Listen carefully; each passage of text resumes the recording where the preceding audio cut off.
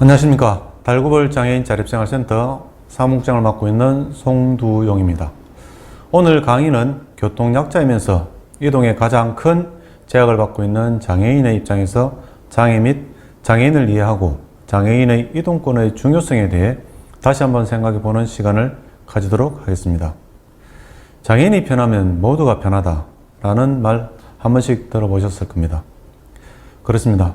장애인이 사회의 구성원으로 생활할 수 있도록 지역사회 환경, 즉 편의시설이 갖추어져 있으면 누구나 쉽고 편하게 생활할 수 있을 것이라고 생각합니다. 그래서 오늘은 앞서 말씀드린 것처럼 교통약자, 특히 장애인을 이해할 수 있는 시간을 가지도록 하겠습니다. 그럼 본격적으로 강의에 들어가도록 하겠습니다.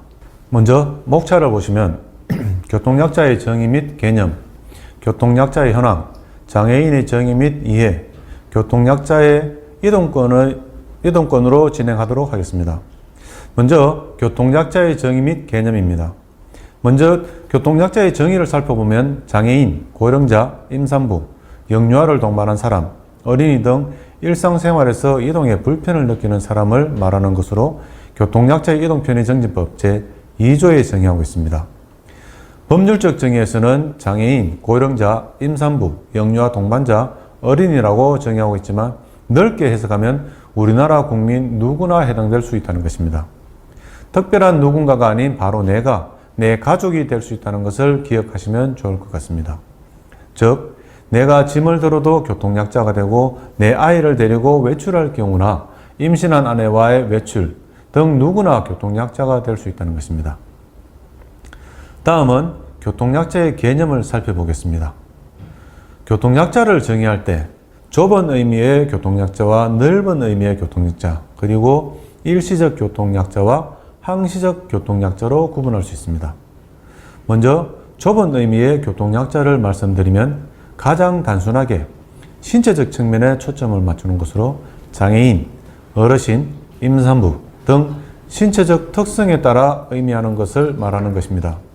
그리고 넓은 의미의 교통약자는 신체적 측면을 포함하여 경제적, 사회적 측면에 초점을 맞추는 것으로 먼저 신체적 측면은 앞에 이제 말씀드렸고요. 경제적 측면을 말씀드리면 개인의 경제적 측면과 국가의 경제적 측면으로 구분할 수 있는데요. 개인의 경제적 측면으로 예를 들면 내가 어디 목적지를 가고자 할 때 교통수단을 이용하고 싶은데 가진 돈이 없을 경우 교통수단을 이용하지 못하고 보행으로 어렵게 목적지까지 가야 하는 교통약자가 되겠죠. 그리고 국가의 경제적 측면으로 보면 선진국과 후진국의 예로 나눌 수 있겠습니다. 선진국의 경우 나라의 경제력이 부유하니까 사회적 취약계층과 교통약자 등을 위한 다양한 시책과 지원이 이루어진다는 것입니다. 그래서 도로와 인도, 교통수단 등 교통약자들이 이동에 필요한 환경을 만들어주고 있지만 후진국의 경우 경제적으로 여유가 없다 보니 주변 인프라를 돌보지 않아 교통약자들이 이동하는 데 많은 어려움이 있겠죠. 지금도 동남아 쪽으로 가보시면 어떻습니까? 인도와 보도, 횡단보도 구분이 안 되어 사람과 차량, 오토바이가 뒤엉켜 다니는 현장을 쉽게 볼 수 있지 않습니까? 이렇게 경제적 측면의 교통약자로 구분할 수 있을 것입니다. 그리고 사회적 측면으로는 사회적인 문제로 교통수단이나 교통시설을 이용할 수 없게 되면서 교통약자가 되는 것입니다. 쉬운 예로 지금 코로나19로 우리나라뿐만 아니라 많은 나라들이 힘들어하고 있으며 이 바이러스로부터 자국민을 보호하기 위해 각 나라들은 여행에 제한을 두고 있으며 심지어 모든 출입국에 제한을 하거나 요즘은 백신 접종 확인서를 요구하고 있지 않습니까? 이러한 사회 문제로 교통수단을 이용하지 못함으로 인해 교통약자가 될 수 있다는 것입니다. 다음으로 일시적 교통약자와 항시적 교통약자로 구분할 수 있는데요. 일시적 교통약자는 신체적 요인으로 임산부와 환자, 부상자 등으로 임산부는 출산과 함께 환자, 부상자는 치료를 하는 기간을 지나 완치가 되는 것처럼 일시적으로 교통약자에 들어가는 사람을 말하는 것입니다. 물리적 요인으로는 짐을 들고 있거나 아이를 동반하거나 하였을 때 일시적 교통약자에 포함됩니다. 그리고 의사소통이 불가능한 외국인도 일시적 교통약자에 포함될 수 있습니다. 그리고 항시적 교통약자로는 교통약자에서 벗어날 수 없는 유형으로 장애인과 고령자가 항시적 교통약자라 할 수 있습니다. 다음은 우리나라 교통약자의 현황을 살펴보겠습니다. 우리나라 교통약자의 수는 얼마나 될까요? 자료를 보시는 것처럼 2020년 기준으로 우리나라의 교통약자는 1,540여만 명으로 우리나라 인구 정확하게는 29.3%입니다. 그래서 인구의 30%, 즉 10명에 3명이 이동이 자유롭지 않다는 것입니다. 유형별로 보시면은 65세 이상 고령자가 850여만 명으로 전체 교통약자의 절반을 약간 웃돌고 있습니다. 그 뒤로 어린이, 영유아 동반자, 장애인 순으로 나타나고 있습니다. 하지만 여기에 장애인의 수는 120여만 명 8.3%로 나타나고 있는데 이 수치는 고령자와 어린이 안에 장애인을 제외한 수치고 모두 포함할 경우에는 260여만 명으로 교통약자의 17%를 차지하는 것으로 나타나고 있습니다. 다음은 장애인의 정의를 살펴보겠습니다. 장애인은 서두에 말씀드린 것처럼 교통약자 중에서도 고령자, 어린이 다음으로 교통약자의 17%를 차지하는 걸로 나타나지만 실질적으로 이동에 가장 큰 제약을 많이 받는 집단이라고 할 수 있습니다. 그래서 더욱더 우리가 관심을 가지고 고민을 할 필요가 있는 것입니다. 장애인은 신체적, 정신적 장애로 오랫동안 일상생활 및 사회생활에 상당한 제약을 받는 자로서 대통령령이 정하는 장애의 종류 및 기준에 해당하는 자로 장애인복지법 제2조에 명시되어 있습니다. 여기에 장애 유형은 총 15유형으로 외부 신체 기능 장애와 내부 신체 기능 장애, 그리고 정신적 장애로 구분을 하고 외부 신체 기능 장애는 우리가 많이 알고 있는 지체 장애인을 비롯해 뇌병변 장애, 시각 장애, 청각 장애, 언어 장애, 안면 장애로 구분할 수 있고 내부 신체 기능 장애로는 간 장애, 신장 장애, 심장 장애, 호흡기 장애, 장루 요로 장애, 뇌전증 장애로 구분할 수 있습니다. 마지막으로 정신적 장애로는 지적 장애, 발달 장애, 정신 장애로 구분하고 여기에 작년부터 등급은 폐지가 되고 장애 정도로서 심한 장애와 심하지 않은 장애로 나누어 구분하고 있습니다.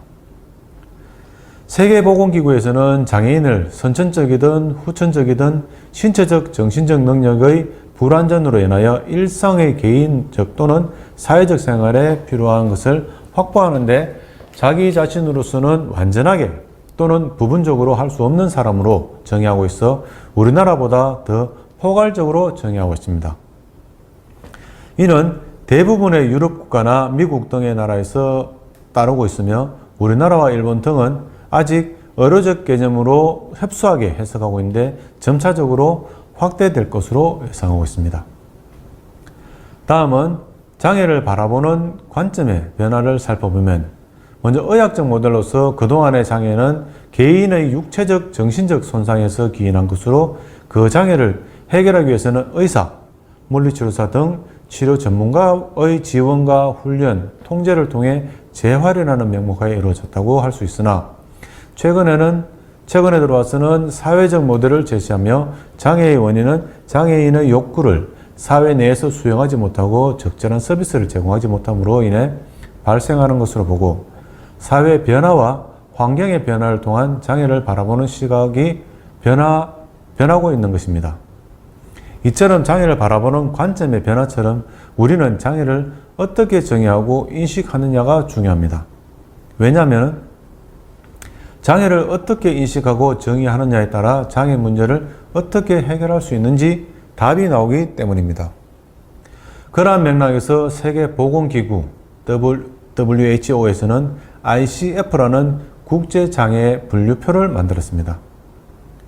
장애라는 것은 일종의 impairment, 몸의 손상, 그리고 activity limitations, 활동의 제약, and participation restriction, 참여의 제한이라고 정의했습니다. 앞서 장애의 관점에서 의료적 개념으로 그동안 우리는 많은 장애인이 장애라는 것은 개인의 신체적 문제라고만 봐서 저 사람은 장님, 절름발이, 벙어리, 등 우리가 쉽게 장애인을 비하해서 표현한 것처럼 개인의 신체 기능의 손상을 가지고 장애라고 했습니다. 근데 세계보건기구에서는 세 가지를 말하는데요. impairment는 몸의 기능의 문제로 activity limitation, 행동의 제한을 받는다. 즉, 개인이 어떠한 행동을 하는 데 있어서 어려움에 부닥치게 된다는 것입니다. 그 다음은 participation restriction. participation은 참여인데요. 참여의 제한을 받는 것입니다. 모든 사람은 사회 속에서 사회 구성원으로 사회활동에 참여하게 되는데 그 사회활동 참여의 제한을 받고 문제가 생긴다는 것입니다. 개인이 삶에서 사회생활을 하려고 할 때 어려움을 겪는 문제, 사회활동에 참여하려고 할 때 부닥치는 문제, 이런 것을 종합적으로 장애라고 하고 있습니다. 장애라는 것은 단순히 건강이나 질병, 의학 이런 문제만이 아니라 개인이 아까 말했듯이 사회 참여나 작업을 하려고 할 때 어려움을 겪는다는 것은 그 사람의 신체적인 문제라기보다는 특수한 조건의 신체를 가진 사람이 무언가 하려고 할 때 같은 신체 조건을 가진 사람을 위해서는 할 수 없게 만들어서 행동을 할 수 없고 또 사회 참여를 하려고 할 때도 이러한 기회마저 차단되는 이러한 현상을 장애라고 하는 것입니다. 장애는 개인의 신체와 사회의 특성 간의 상호작용 때문에 나타나는 복잡한 현상이라고 할 수 있습니다. 즉, 신체가 다른 조건을 가지고 있지만 환경이 어떠냐에 따라 장애가 될 수 있고 그렇지 않을 수 있다는 것입니다. 지금 한참 프로야구 시즌인데요. 야구를 예로 한번 들어보면 왼손을 사용하는 사람이 있습니다. 그런데 모든 사람은 오른손으로 야구를 해야 돼. 그래서 야구 글러브를 국가가 왼손잡이용은 생산하지 못하게 하고 왼손잡이는 생산 못하게 한다면 어떻겠습니까? 왼손잡이는 야구를 할 수 없게 되고 야구 팀에 들어갈 수도 없고 함께 야구를 하면 놀 수도 없는, 그러면서 야구에 참여할 수도 없는 것입니다. 이처럼 사회 속에서 참여를 하고 싶어도 환경이 안 되어서 참여할 수 없는, 그래서 고립되고 차별받고 동등한 권리를 누리지 못하는 그러한 장애를 갖게 되는 것입니다. 요즘은 장애인이라고 부르고 있지만 옛날에는 장애자, 불구자 이렇게 이야기했었는데요. 근데 외국에서는 요즘 장애인이라 하지 않고 사람을 앞에 섭니다. 즉, the blind, 장님, the disabled, 장애인, the deaf, 벙어리라는 부정적인 표현보다는 individual or people with a disability, 그러니까 장애를 가진 사람으로 표현하고 있습니다. 장애의 문제를 겪고 있는 사람이라는 것이죠. 그리고 disability, 장애를 가진 보단 capability, 장애의 능력을 이야기해 주는 것입니다. 즉, 저 같은 경우에는 휠체어 유저라고 휠체어를 사용해서 생활하는 사람, 이렇게 말해 주는 게 훨씬 낫다는 거죠. 저 사람은 걷지 못하는 사람이 아니라 휠체어를 사용해서 생활하는 사람이다. 이렇게 말해 주는 것이 장애인을 제대로 표현하는 것이라고 할 수 있겠습니다. 우리도 이렇게 앞으로 표현함으로써 장애라는 부정적 이미지를 개선하고 장애인을 바라보는 시각도 개선되기를 바랍니다. 장애를 좀 더 명확하고 이해하기 쉽게 말씀드리면 지금 화면에 보이는 것처럼 도표가 나와 있습니다. 이 도표는 1997년도에 IOM이라는 기관에서 만든 연구 보고서 Enabling America에 있는 내용인데요. IOM이라는 곳은 미국의 의학학술원입니다. 의학학술원이라는 곳은 아시겠지만 학문이 뛰어난 업적이 있으신 분만 회원 자격이 주어지는, 그래서 나이가 5, 60세 정도나 이상 되어야지 회원이 될 수 있는 경우가 대부분입니다. 말하자면 미국의 의학의 최고 기관이라고 말할 수 있습니다. 이 의학 최고 기관인 IOM에서 1997년 만들어낸 이 Enabling America라는 연구 보고서인데, 제목을 보시면은 Enabling이라는 말이 참 좋은 말인데요. Enable, 가능하게 하다, 할 수 있게 하다로 번역할 수 있는데 이 disable에 반대되는 개념입니다. Enabling America, 이것은 무슨 말입니까? 장애를, 미국의 장애 문제를 해결한다는 그런 제목이 되겠습니다. 그 안에 disabling, enabling 프로세스를 소개했는데요. 도표를 보시면 네모가 바로 환경을 뜻하는 걸로 개개인이 자기가 속한 환경 속에 잘 수용되어서 자기가 하고 싶은 일을 하고 살아가고 있는 것을 말합니다. 그런데 지금 오른쪽 중간에 보시면 disabling process가 생겼습니다. 태어나면서 생길 수도 있고 사고에서 생길 수도 있는데요. 그러면서 개인의 니즈, 필요, 욕구가 커진 것입니다. 저를 예로 들면 87년 겨울에 고등학교 졸업을 앞두고 척추를 다쳤습니다. 그러면서 하반신이 마비되는 장애를 갖게 되었습니다. 그 전까지는 아주 건강하게 밝게 내가 살던 대구의 환경에 잘 수용되어서 내가 원하는 활동을 하면서 대한민국 국민으로서 잘 살아가고 있었습니다. 그런데 disabling process, 즉 제 몸에 이상이 문제가 생긴 겁니다.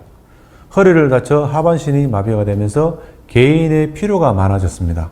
걷지를 못하니까 휠체어가 필요하고 학교를 다녀야 하는데 휠체어를 타고 들어갈 수 있도록 해줘야 하고 휠체어를 타고 이동할 수 있도록 해줘야 하는 등 내가 예전에는 필요하지 않았지만 새로운 필요들이 많이 생기게 되었습니다. 그것이 바로 disabling process, 장애를 발생시키는 프로세스가 발생했다는 거죠. 그랬더니 가운데 그림을 보시면 왼쪽 그림과 차이가 있죠. 뒤에 네모는 똑같습니다. 즉 환경은 그대로인데 내가 다치면서 욕구가 커진 것입니다. 방금 말씀드린 것처럼 휠체어도 필요하고 접근성도 필요하고 교통수단도 필요하고 도와주는 사람도 필요하고 이렇게 많은 필요, 욕구가 생긴 겁니다. 그런데 네모난 환경은 원래 잘 지냈던 환경은 내가 갑자기 다쳐서 필요해진 것들을 채울 수 있는 준비가 안 되어 있었습니다. 지금부터 33, 4년 전인데요. 그때 우리나라는 장애에 대한 개념도 없었으며 재활병원이나 보조기기, 활동지원사, 건물의 접근성, 교통수단 이런 것이 하나도 없었습니다. 그래서 그 필요가 네모 안에 들어가지 못하죠.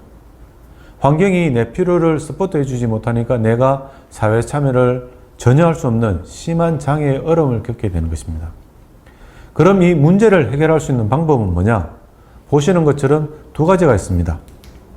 보시는 자료 오른쪽 아래 그림처럼 내 몸을 고쳐서 회복시켜 환경 안에 살 수 있도록 해주면 되는 거죠. 그런데 이 보고서를 만든 곳이 IOM, 미국의 의학 최고기관인 의학학술원에서 만든 보고서라고 했지 않습니까? 의학적인 방법으로는 아무리 해도 제한이 있다는 것입니다. 제가 87년도에 다쳐 2년 가까이 병원에서 물리치료와 함께 몸에 좋다는 거 다 먹고 다 해봤지만 여전히 하반신은 마비되어 있습니다. 이런 것처럼 의사들이 생각하기에 장애라는 문제는 의학적으로 그 사람의 신체 기능을 회복시켜주면 제일 좋지만은 의학적으로 해결하기는 한계가 있다. 그러면 어떻게 해결하겠느냐? 의학적으로 안 된다고 그냥 그 사람을 내버려 두고 사회 속에 소외된 상태로 그냥 살게 하느냐? 똑같은 인간이고 사회 구성원인데 똑같은 기회를 줘야 하고 똑같이 참여해야 하지 않겠느냐? 그러면 어떻게 해야 하느냐? 신체를 회복시킬 수 없으면 뒤에 네모, 즉 환경을 키워주면 된다. 네모 속에 사람이 들어갈 수 있게 환경을 키워주면 환경을 바꿔줌으로써 처음처럼 신체적으로 완치는 안 되지만 다양한 사회활동에 참여할 수 있게 한다는 것입니다. 즉 뒤에 네모가 커진 것을 2021년 현재로 생각해 보면 어떻습니까? 제가 다친 그 당시 87년도에는 장애인을 위한 환경은 거의 갖춰져 있지 않았는데 지금은 관련 법률들이 만들어지면서 활동지원 서비스를 비롯해 편의시설, 교통수단, 장애인 인권을 보호하는 법률이 만들어지면서 장애를 겪는 체감이 많이 줄어들게 되는 것입니다. 이렇게 enable 해주는 것, 그러니까 보조기구부터 편의시설 등 환경이 개선되면서 내가 장애인들이 겪는 장애가 달라진다는 것입니다. 신체의 손상으로 인해 활동이 제한이 있어서 사회활동에 참여하는 것에 제약이 있는 것을 장애로 봤을 때 환경이 바뀌니까 몸은 비록 불편하지만 불편한 몸으로 똑같이 다른 사람들과 같이 일을 할 수 있도록 환경이 갖춰지니까 장애를 덜 겪게 된다는 것입니다. 장애라는 것이 완전히 없어지는 것은 아니지만 이와 같이 장애를 이해하게 된다면 장애 문제에 대한 해결책이 분명해질 수 있겠죠. 그 사람이 필요한 것을 우리 사회가 지원해주면 환경을 바꿔주면 바로 장애 문제가 해결될 수 있다는 것을 우리가 알 수 있는 것입니다. 장애라는 것이 무엇이냐고 말할 때 장애라는 것은 사람이 신체적으로 가진 것이 장애가 아닌 사회와 환경 안에 뭔가 하려고 할 때 얼마나 어려움을 겪느냐, 사회가 얼마나 잘 지원해 주느냐에 따라서 환경이 결정되고 그 환경에 의해서 겪게 되는 어려움이 장애라는 것으로 이해해 주시면 되겠습니다. 마지막으로 장애인 이동권의 중요성에 대해서 말씀드리고 이 시간을 마치도록 하겠습니다. 이동권 및 접근권의 개념부터 살펴보면 인간답게 산다는 것은 인간으로서의 권리가 존재하는 것이고 우리가 인간답게 살아가기 위해서는 다양한 권리가 필요하다는 것입니다. 우리가 다 아는 교육권, 노동권, 건강권 등 건강권을 예로 들어보겠습니다. 건강권은 건강하게 살 권리인데 건강하게 살기 위한 예방활동으로 체육활동, 건강검진, 아프면 병원에 가서 치료를 받는 것 등입니다. 그런데 만약에 건강권이 있다 하더라도 헌법에 있다라고 헌법에 보장하고 또 장애인복지법에도 명시되어 있지만 실제 의료기관에 접근할 수 있는 방법이 없다면 건강검진을 받으러 갔는데 받을 수가 없으면 건강권이 보장되지 않는다라고 볼 수 있습니다. 이처럼 우리가 접근권, 접근 가능성이라고 하는 것은 그 자체로서 권리지만 기본적인 권리, 즉 교육권, 노동권, 건강권, 문화향유권 등을 실현하기 위한 수단적 권리라고 할 수 있습니다. 그래서 만약에 휠체어 장애인이 몸이 아파 진료를 받고 처방을 받으러 병원을 갔는데 병원이 3층에 있고 엘리베이터가 없다. 그러면 못 가게 되는 것입니다. 그러면 치료도 안 되고 건강검진도 안 되는 그런 건강권이 확보가 안 되는 그런 문제들이 나올 수가 있다는 것입니다. 그러니까 여기서 접근권이라 하는 것은 모든 인간의 권리를 실현하기 위한 아주 기본적이고 가장 필수적인 요소라고 할 수 있습니다. 그러니까 이동권 및 다양한 접근권의 보장은 인간으로서의 존엄과 가치, 행복을 추구할 권리의 보장이라고 할 수 있습니다. 즉, 우리나라 헌법 제10조에 모든 국민은 인간으로서의 존엄과 가치를 가지며 행복을 추구할 권리를 가진다라고 명시되어 있습니다. 교통약자의 이동편의정지법 제3조 이동권에도 비슷한 내용이 있습니다. 교통약자는 인간으로서의 존엄과 가치 및 행복을 추구할 권리를 보장받기 위하여 교통약자가 아닌 사람들이 이용하는 모든 교통수단, 여객시설 및 도로를 차별 없이 안전하고 편리하게 이용하여 이동할 수 있는 권리를 가진다고 명시되어 있습니다. 앞에서 말씀드린 것처럼 이동권은 인간으로서의 존엄과 가치, 행복을 추구할 권리라고 할 수 있는 것입니다. 따라서 장애인의 이동권 및 접근권은 장애인이 사회 전 분야에 걸쳐 기회의 균등과 적극적인 사회 참여를 목적으로 교육, 노동, 문화생활을 할 수 있는 기본적인 권리라고 할 수 있습니다. 다음은 아주 기본적인 이동권과 관련된 영상입니다. 우리가 평소에 느끼지 못했던 부분을 교통약자인 장애인과 함께 이동해 보면서 장애인의 이동에, 보행에 얼마나 불편함이 있는지를 파악하고 그리고 함께 그 문제를 해결하기 위해 어떤 고민들을 하고 실행하는지에 대한 영상입니다. 너무나도 편안하게 다니는 길들이 위험한 게 많고 알지 못하는 부분에서 불편한 점이 많구나. 배려하지 않는 것들이 습관이 되어 있구나. 저 자신에도 반성하는 그런 시간이었던 것 같습니다. 전력에서는 되게 위험하지. 이렇게 어쩔 수 없이 차도로 나가야 되는 거야. 엄청 빨리 가시잖아요, 지금도. 왜냐하면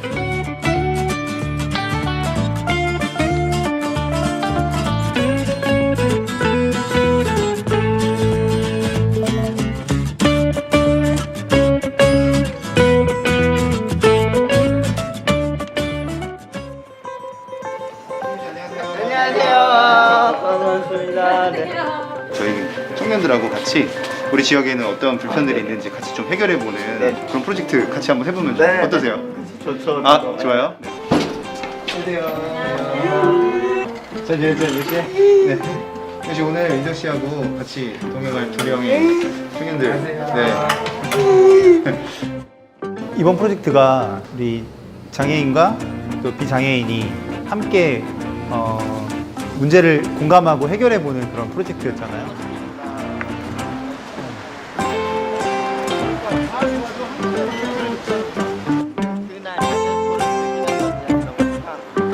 많은 거리가 좀 있고 지금처럼 한적할 수가 있는데 좀 많을 때는 좀 어떤 점이 좀 불편해요? 일단은 불편한 것보다는 시선이 일단은 아무래도 쏠리기도 하고. 시선이? 그죠? 그리고 너무 많다 보면은 인도보다 도로로 갈 때도 있어가지고. 예. 이런 게 왜 이게 폭이 좁아져서요? 속도를 막 줄이게 돼요, 이게 보면? 아. 저희가 진행했던 방식은 디자인 띵킹 방식이었어요. 디자인 띵킹 방식으로 문제를 해결하는 그런 방법을 저희가 진행하고 있는데요. 저희가 먼저 장애인분들하고 같이 함께 관찰하고 질문하는 과정들, 그 과정들은 이제 공감하기에 해당되는 거였고. 한 번? 아, 일주일에 한 번 가시는구나. 이 정도로 위험하고 불편할 거라고는 생각을 못했던 부분도 있었는데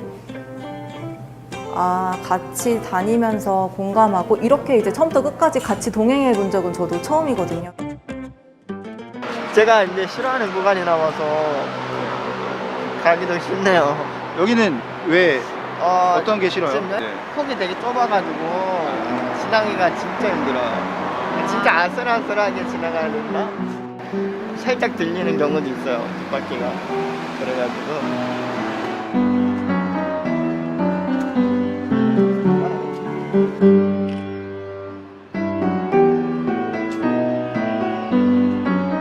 이게 사실은 이게 조금 이렇게 일자로 이렇게 가면은 충분히 쉽게 지나갈 수 있는 곳인데 이게 이제 앞으로 좁아지는 바람에 이제 전동 휠체어나 스쿠터 타시는 분들이 좀 지나가기가 어렵게 된 것 같습니다. 여기가 지금 유일하게 쪽쪽이 있는데 쪽쪽은 차가 돼버리는 거예요. 아까침에 보면. 해서 올라올 수가 없어요. 그렇죠. 이용할 수가 없습니다.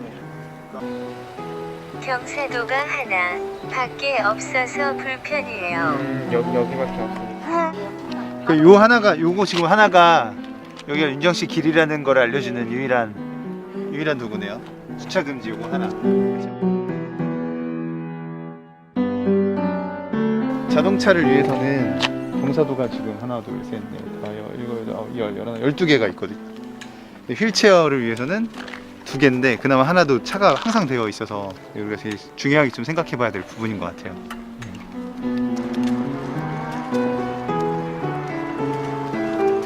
이게 가까이 와야 어느 정도 있는지 알 수 있구나. 멀리 때는 지나갈 것 같은 느낌인데. 저게 바로 보이는 도로요? 서서 볼 때는 몰랐거든요. 이 같은 시야잖아요. 되게 이렇게 경사도가 훨씬 그래 보이네. 네 훨씬 더. 저기 맨날 지나가시면서 좀 불편하셨었나 보다. 이렇게 기울어져 있어서 이게 내려가네 옆으로. 그래서 경사가 더 위험한 게 아니라 미끄러진다라고 표현하시더라고요. 진짜 미끄러진다라고. 조금만 기울어도 반대쪽 바퀴는 돌지가 않아요. 왜 안 돌잖아. 이쪽이. 맞아요. 기울어서 얘가 뜨는 거. 왜 위험하게 차도 나무지라고 생각할 수 있잖아요. 운전자가. 저도 예전에 운전할 때 휠체어 타신 분들이 길가로 이렇게 나오시는 거서 저분 왜 저러시지 그렇게 생각했었거든요. 공감한다는 게 사실은 쉽진 않은 것 같아요. 같은 위치에 서 있고 해도 높낮이에 따라서 보이는 것도 다르고 최대한 그 사람이 되어 보는 것이 사실 제일 중요한 부분인 것 같아요. 이런 데는 진짜 위험하네. 여기가 지나갈 수가 없어. 이 길이 좁아서 차 긁을 수도 있고 어쩔 수 없이 차도로 나가야 되는 거야.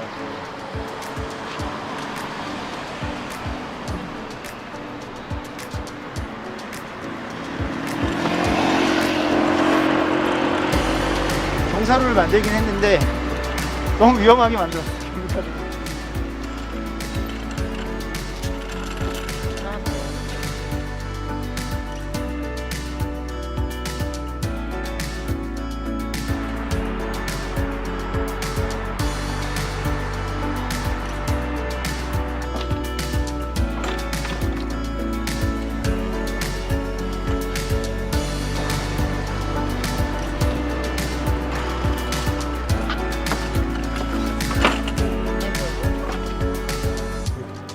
제가 평소에 너무나도 편안하게 다니는 길들이 생각보다 전동 스쿠터와 전동 스쿠터를 이용하시는 분들한테는 너무나도 위험한 게 많고 너무나도 불편한 게 많다는 점을 느꼈습니다. 쬐그만 턱 같은 거라던가 좀 도로 폭도 저희는 뭐 이 정도면 다 가능하지 않아? 라고 약간 쉽게 생각했던 것들이 많았구나. 그리고 안전이 배려하지 않는 것들이 습관이 되어 있구나, 나도. 그래서 약간 좀 저 자신에도 반성하는 그런 시간이었던 것 같습니다.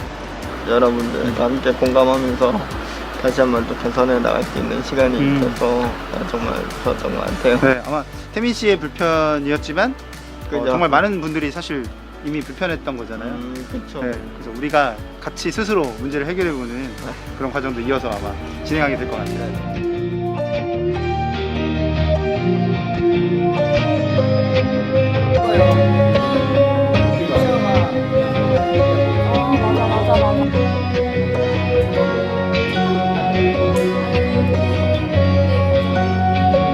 작성해 주시면 불변 구체적으로 우리가 해결할 문제를 정해서 핵심 문제, 우리가 많은 문제 동시에 해결하기 어려우니까 그중에서 가장 같이 우리가 경험했던 문제점들 속에서 우리가 정말 해결해야 될 진짜 문제가 뭐고 또 장애인분들이 시급하게 느끼고 가장 좀 원하는 그런 욕구는 무엇이었는지를 핵심적으로 파악해보는 그 과정들을 집단지성을 좀 활용하는 그런 퍼실리테이션 방식으로 진행을 했습니다.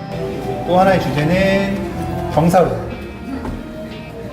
있으면 좋죠. 저희가 판단했던 것들을 나름대로 해석하고 이게 좋은 거예요라고 설득하는 방식이 아니라 저희는 반영을 좀 목적으로 하고 있습니다. 그래서 설득이 아닌 참여자들이 실제로 특히 장애인분들이 실제로 말하는 진짜 문제를 해결하고 싶은 것들을 좀 반영해서 같이 그 문제를 고민하는 그런 참여형 해결 방식이라고 생각하면 될 것 같습니다.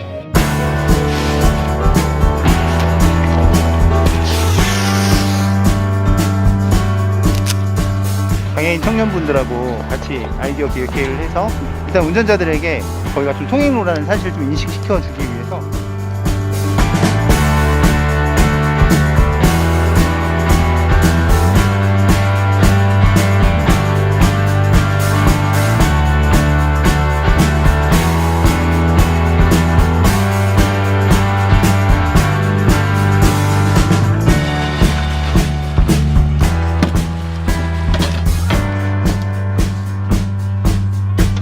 교통약자분들이 다닐 수 있는 통행로에 주차되는 문제가 있어서 그 주차 구역을 표시할 수 있는 마을 주민분들이 함께 협력해서 저 통행로를 지켜주셨으면 하는 바람이 있습니다. 저희가 했던 아이디어나 생각이 대부분 일시적으로 이벤트나 행사로 가는 게 아니고 이렇게 쭉 가서 좀 오랫동안 유지되었으면 하는 바람이 있습니다. 그래서 어떤 문제가 좀 해결하고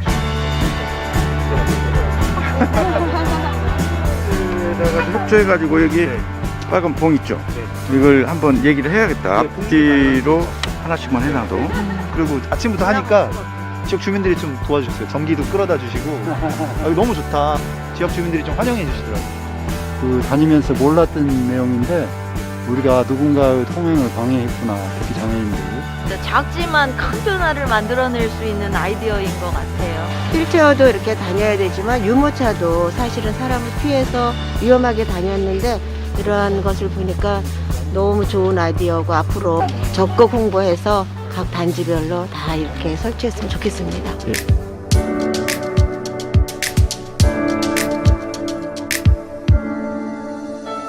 사실 되게 간단한 아이디어거든요. 큰 기술이 필요한 것도 아니고 예산이 필요한 것도 아니고 좀 바라기는 이런 프로젝트들이 좀 많아졌으면 좋겠어요. 상대방의 입장에서 생각해주고 같이 문제를 해결하기 위해서 같이 고민하고 그리고 시도할 수 있는 아주 간단한 아이디어부터 시작해 볼 수 있다면 우리 사회가 좀 더 살만한 세상이 될 수 있지 않을까 그런 생각을 해봅니다. 감사하고 편해요. 좀 더 이제 이동하는 데 있어서 자신감도 생기고 그리고 조금 더 좀 더 자주 나가고 싶다라는 생각을 많이 갖게 돼서 일단 정말 좋고 감사한 것 같고요. 모두의 통행로!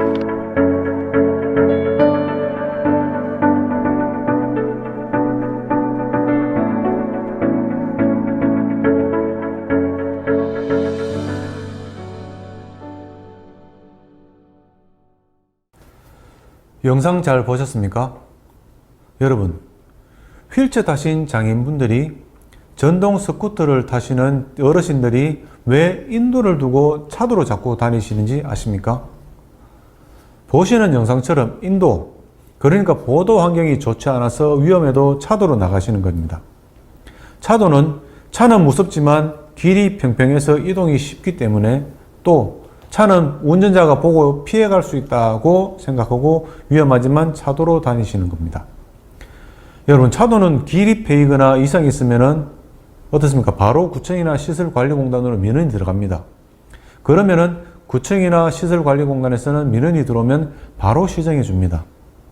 근데 보도에, 그러니까 인도에 패이거나 보도 블록이 들려 있어도 보도에 경사가 심해도 누구도 민원을 잘 넣지 않습니다. 보행이 가능한 비장애인들은 피해가면 되고 위험하지 않으니까. 근데 휠체어를 타는 장애인들에게는 이 보도가 흉기나 다름없습니다. 저도 작년에 아찔한 경험을 했는데요. 작년에 직원 연수를 강원도 쪽으로 다녀왔습니다. 저녁에 숙소를 강릉 경포대 근처 펜션을 잡고 직원들과 저녁을 먹고 숙소로 돌아 쉬다가 구경삼아 바람도 쐴 겸 경포대를 한 바퀴 돌자 싶어서 이 휠체어에 전동 바이크를 장착해서 경포대 주변을 한 20-30분 돌았나? 갑자기 쿵 하는 소리와 함께 제가 2-3m 튕겨 나갔습니다. 인도로에서 바이크 속도도 10km 내외라서 천천히 도는데 그 길에 5에서 10cm 정도의 단차가 있었던 겁니다. 그런데 저녁이니까 가로등이 있었지만은 잘 안 보였던 겁니다. 거기에 걸려 바이크가 전도된 겁니다. 다행히 많이 다치지는 않았는데 워낙 세게 박아서 바이크가 고장났겠다 싶었지만 그래도 다행히 바이크도 저도 무사했던 기억이 있습니다. 지금 생각해도 아찔한 경험인데요.